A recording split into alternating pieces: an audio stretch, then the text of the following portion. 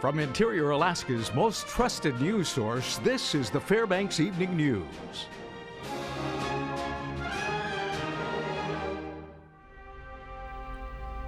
Good evening. Thank you for joining us. The former Nanook hockey player who was found not guilty of charges for an alleged rape back in April of 2015 had his second sexual assault charge for a separate incident dismissed today in Fairbanks Superior Court.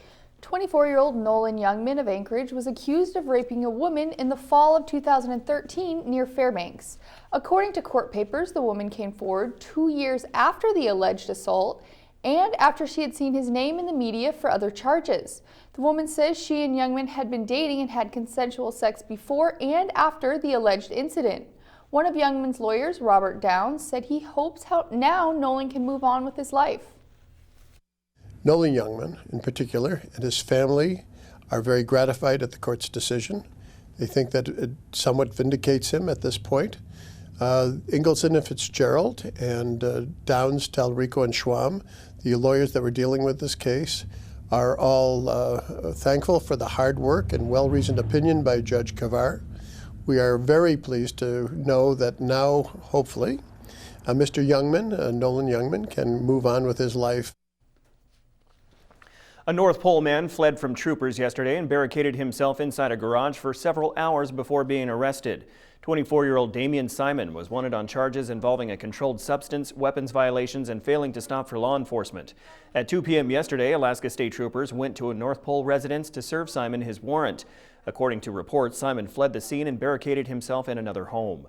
It was several hours before Simon gave himself up and was taken into custody. His next court date is set for April 5th. One ordinance at the Fairbanks North Star Borough drew in multiple negative criticisms from the public just as it was introduced last week. The bill calls for the removal of all unlisted hydronic heaters in the air quality control zone, which encompasses much of the Fairbanks North Star Borough. Ryan Grimes has the story. The hydronic heaters ordinance, sponsored by Assemblyman Van Lawrence and Matt Cooper, is set for an official vote for approval in April. It was introduced at the latest Assembly meeting in March. Under the ordinance, all hydronic heaters that are unlisted in the borough would be banned if they are within the air quality control zone. To help pay for the removal of these heaters, the borough would be moving $2.7 million from its general fund to an expanded stove removal program. James Eddy, who proclaimed that he was one of the first citizens to own a hydronic heater in the borough, said he was okay with the replacement program. I'll take 14 grand. Come take my boiler out. Give me 14 grand. I'll take it out. However, he asked Assembly members how they plan to enforce the ban and fine non-compliant owners. And please don't come and take people's boilers out of their house with guns, because that's what it sounds like you want to do. You know, knock on the door. We got to take your boiler away. Please don't do that. Other people had concerns about the generality of the ordinance. A hydronic stove could be fueled with any number of solid and liquid fuels with indoor and outdoor applications. Charlotte Davis commented on the ordinance, saying the borough was trying to control nature. We're always going to have some pollution in the Fairbanks North Star Borough, especially the bowls, North Pole, and the city of Fairbanks, and we can't legislate Mother Nature. Borough Assemblyman Guy Satley voiced his disapproval of the hydronic heaters bill. Though I disagree with the ordinance. Assemblyman Lawrence says his intent was not to ban clean heating devices. Clean devices, I would wish to see them continue to be in use. The Assembly will advance the ordinance to an official hearing during a finance meeting on April 7. I would be very surprised if there was a single member of this Assembly that would like to see all solid fuel burning appliances banned in the borough. This is Ryan Grimes reporting. When we come back, midnight is the deadline for people who still need to file for their permanent fund dividend. We'll have the details. Also, UAF's third candidate for chancellor visited the Murray Auditorium yesterday for his community forum. Those stories and more when we return. Stay with us. And welcome back. A Fairbanks woman has been charged with fraudulently obtaining permanent fund dividends.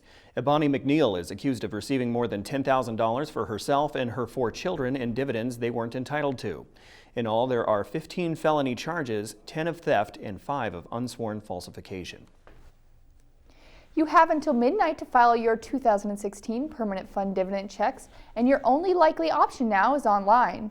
Each year, thousands of Alaskans register to receive a dividend payout from the earnings of the state permanent fund. There's currently a pair of bills in the state legislature which would use fund earnings to pay for state government. One uses a percentage of market value of fund earnings, while the other takes a fixed draw.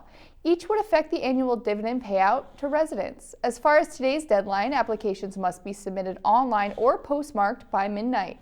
Permanent fund officials say residents will soon have more control over their PFD profile. In the next coming months, we're going to be releasing more and more options for people to have control of their PFD account. So that would mean being able to change their address online, being able to change your banking information online. These are all things that we're hoping to launch in the next year. The third candidate trying to become the next University of Alaska Fairbanks Chancellor was on campus at the Murray Auditorium yesterday to give his community forum. Dwayne Nellis is an honors professor at Texas Tech University. He revealed a lot of experience in leadership roles and believes that if elected as chancellor, he would help increase student success and become an efficient and sustainable role model for the university as UAF moves forward into the future. Nellis said that he embraces diversity and strongly believes in recruiting international students as well as students right out of high school. As a leader who worked at Texas Tech University and made many connections, Nellis believes in a strong community interaction and staying connected with other communities who want to be better associated with the university. I believe that it's important to hear the voices of staff, faculty, as well as students as we make critical decisions that influence the future of the institution. And during these difficult budget times, that's certainly important. And certainly community is an important part of that as well. And having those connections, those people are, many of them are not only our alumni, but also are supporters of the institution. They gain because they hire graduates of the University of Alaska Fairbanks, and so they gain from that perspective. So it's important that they become allies and supporters and advocates for the university. This weekend, we're literally going to the dogs, and so can you. Mike Schultz explains in this week's edition of That's Interiortainment. Dr. Dee Thornell has been a veterinarian in the Fairbanks area for more than 33 years. And she says now is the time for a new addition to help animals that have been abandoned or need new homes. We're actually starting an endeavor where we're going to build a no-kill shelter through the Golden Heart Pet Assistant League. I spent 10 days down in Seattle actually touring nonprofits, humane societies, learning everything there was to know about getting your volunteers organized, getting your profit-making schemes and people together so it's a one vision, and also getting the architects and all those things that have done these types of projects before. So we're going to announce that, and we're going to be looking primarily on Friday for some key volunteers. So, or volunteers of any kind that want to come in and sign up, enjoy seeing some dog tricks, and if you'd like to donate, we certainly aren't going to turn that down. Dr. Dee says the project will be quite complex and will be able to fill the needs of the community. So our projection for construction is next spring. We're in the middle of actually doing the architecture right now and figuring out how many dog kennels we're going to have, cat condos, interior design, all of that, you know, outdoor kennels too, because we'll have a lot of huskies coming in. They don't necessarily need to be warm, but we have to have a place that we can actually clean that's very sturdy, and a really good program set up before we even break ground. Well, I think it's going to be a fun event. It's certainly going to be entertaining, I'm sure. We have 3 judges, local judges, that'll be giving up their little scorecards, and probably, I'm sure, they'll be listening to the crowd a little bit too. So I encourage everybody to come on down. If you'd like to volunteer in some way, shape, or form, even if it's an hour or 2 a month, we are trying to organize that. So anything from that type of volunteering for the program, getting it organized, to, you know, if you're interested in doing a little more. Mike Schultz reporting. That's Interiortainment, brought to you by Midnight Sun Family Medicine. Sarah's going wild. You love puppies, oh my God, that dog is so cute. Yeah, it's very cool. Well, I wonder what Joe has next in sports. I don't know, because he didn't write anything for us to speak about, so we'll find out as well as everybody else after the break.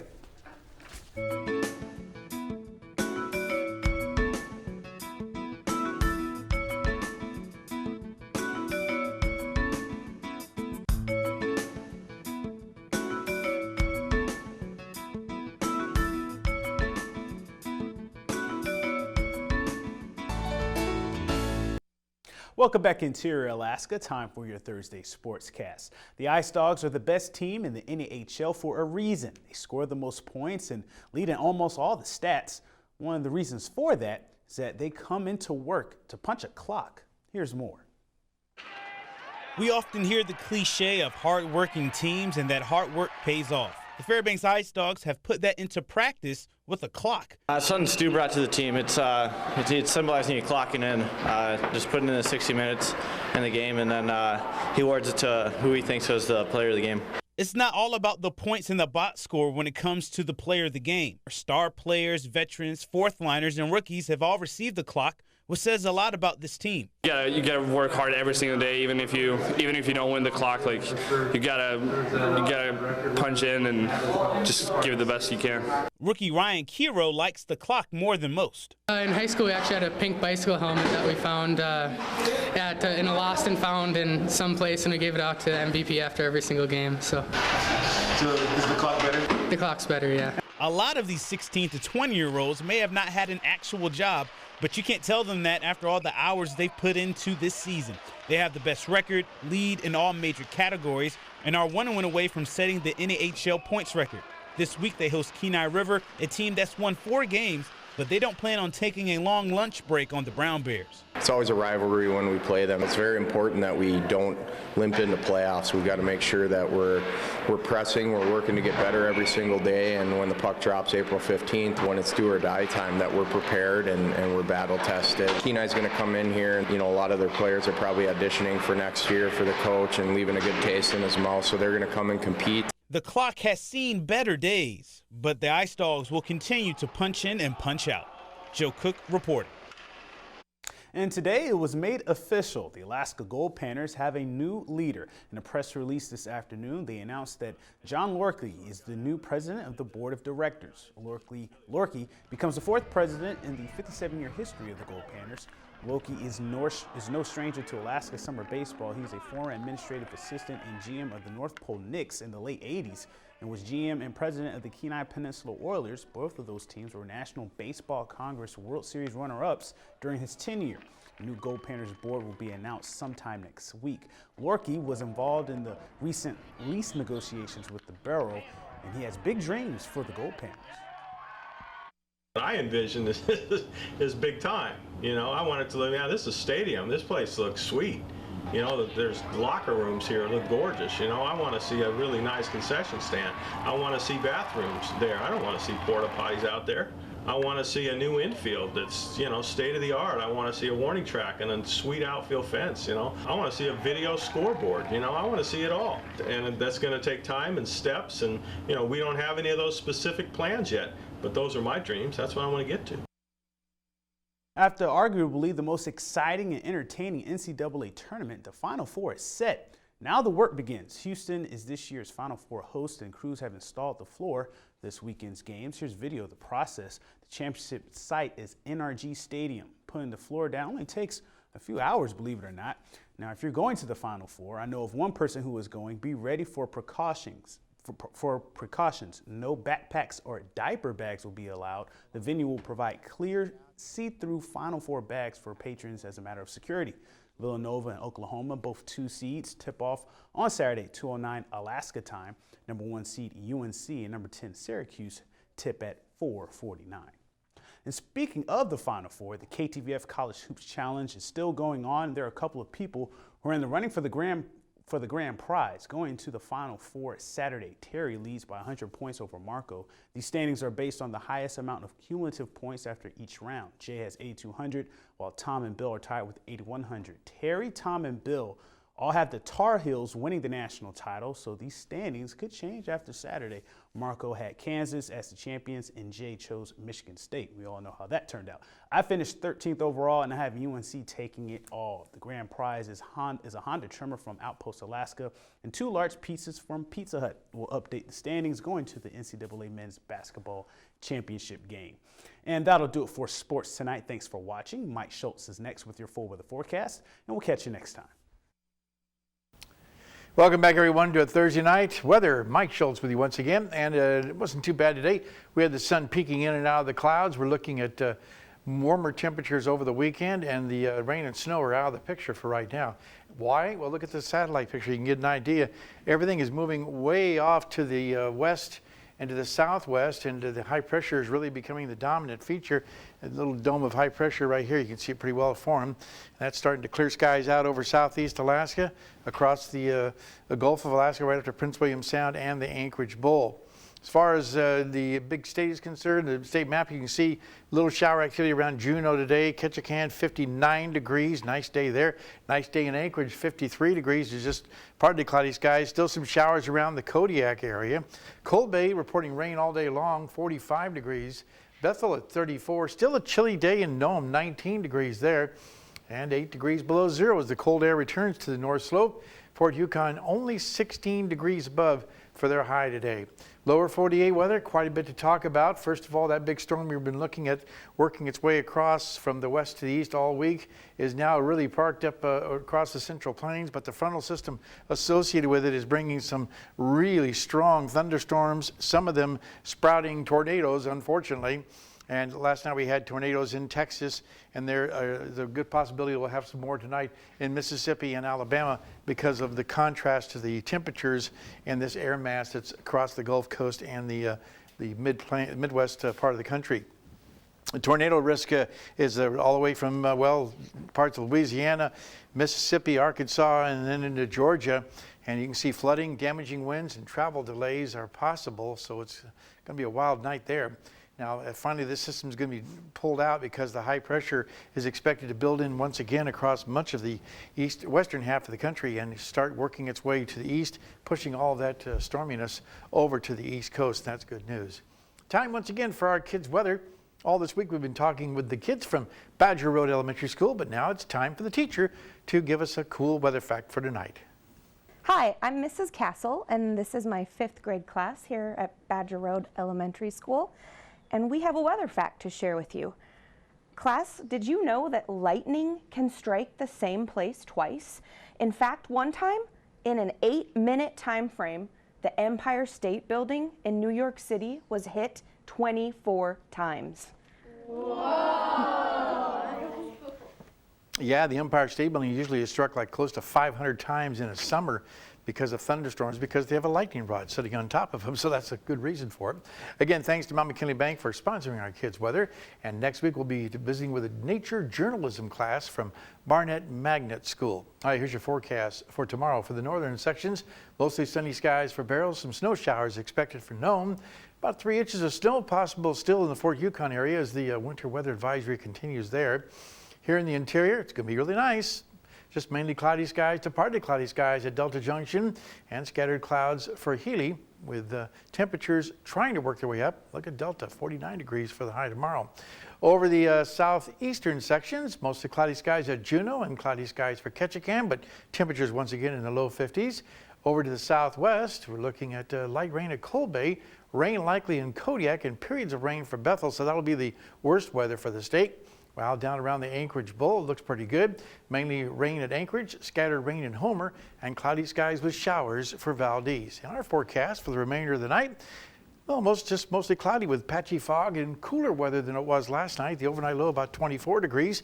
Tomorrow's forecast looking at 42 degrees, morning fog, otherwise mostly cloudy skies. And the 5-day outlook, not too bad. Temperatures warming up to the mid-40s for Monday, Tuesday, and Wednesday. Overnight lows will also once again be very comfortable, right around 20 degrees. Got a really cool weather photo for you guys tonight. Ready for this one? Look at this one sent in by Gary Kahlberg, who lives in the Fox area. And this winter he was able to capture the aurora and moon in Fox. Photos at ktvf11.com if you're looking for it. That's what the address is to send me a photo. Ooh, that was really interesting. That's beautiful, isn't it? Yeah. Nice. I remember one year somebody got a photo of the Hale-Bopp comet, Northern Lights, and the moon all in one shot. Yeah, that was pretty cool. Wow. That was really amazing, yeah. Yeah, very cool. All right, thank you very much, Mike. Nice temperatures, I love it.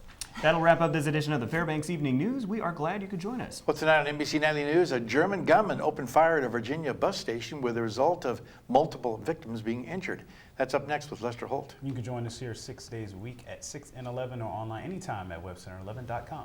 From all of us here at the News Center, have a relaxing night. That sounds good. I like that one.